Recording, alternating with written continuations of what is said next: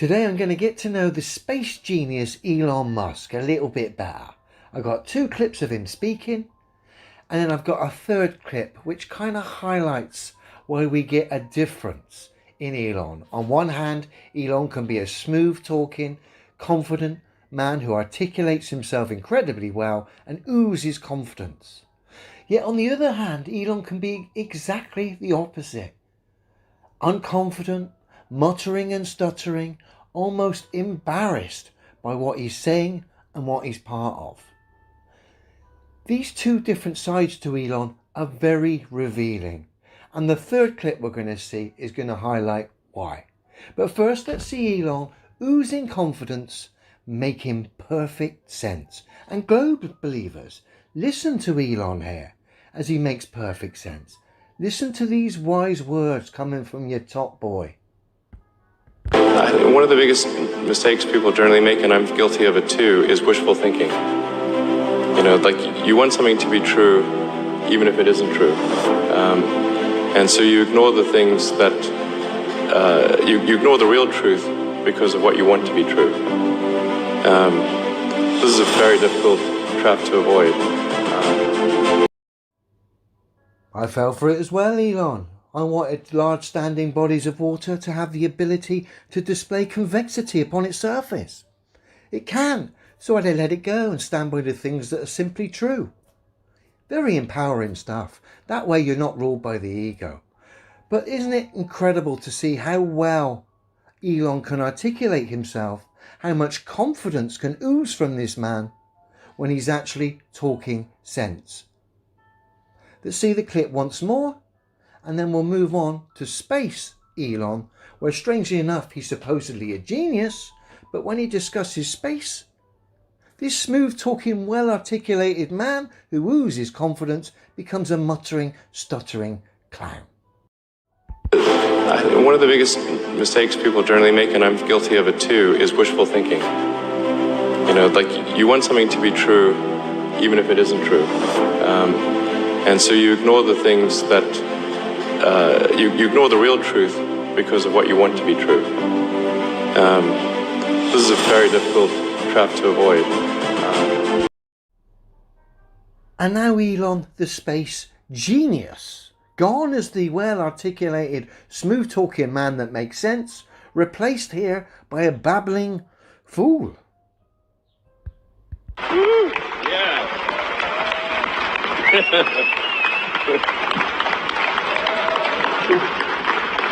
Thanks, Jim. After these great words that were spoken, I'm not sure I have much to add. There's from Bob and Doug and Jim, but I do think what this heralds really is fundamentally a new era in space flight, a new era in space exploration. We're going to go to the moon. We're going to have a base on the moon. We're going to send people to Mars, and make life multiplanetary. And I think. Listen to him and listen to how desperate these space fans and organisations are. Dear, oh dear, oh dear. Even matey behind on the right there with a mask. Look, he's looking on as if to say, have a word, Elon. This day heralds a new age of space exploration. That's what it's all about. From people at SpaceX, people at NASA. Hey, Kathy. Hey, so much. We're 18 years. This has been 18 years to finally fly people to orbit and back. And I really came here because I just wanted to see Bob and Doug, to be totally frank. It was like, thank goodness. Like my entire adrenaline, it was just dumped, you know. It's like, thank God. You know. And I'm not very religious, but I prayed for this one. Dear, oh dear, oh dear. So just once again, thanks everyone at SpaceX, NASA, FAA, everyone, Air Force, that played a role in. Gone is the smooth-talking, confident, well-articulated Elon, replaced by a babbling fool that looks like he's either had too many coffees or been on the Colombian marching powder. Clearly doesn't believe in any of this nonsense, clearly uncomfortable, clearly almost embarrassed by all of this. And it's quite obvious why. Because Elon, like any of these faces of space, is constantly getting stitched up. And we've only got to look to the last couple of weeks when Elon's supposed SpaceX rocket had a bit of space debris go straight through. Luckily for Elon and everyone else, the debris was CGI and went straight through the rocket. But of course, it's antics like that what turn a well-articulated, confident man into a babbling fool, because he's the representative of that charade. And clearly it's ridiculous, and the things it represents, the globe, are scientifically impossible. So that's why we get the two sides of Elon. One hand, when he's making sense and believes in what he's saying, he's confident, articulates himself great, and makes perfect sense. But when he's dealing with space, got no confidence in it, unfortunately becomes a babbling fool. Sorry, Elon, but you do. I get it. I wouldn't want to represent that charade. I really wouldn't.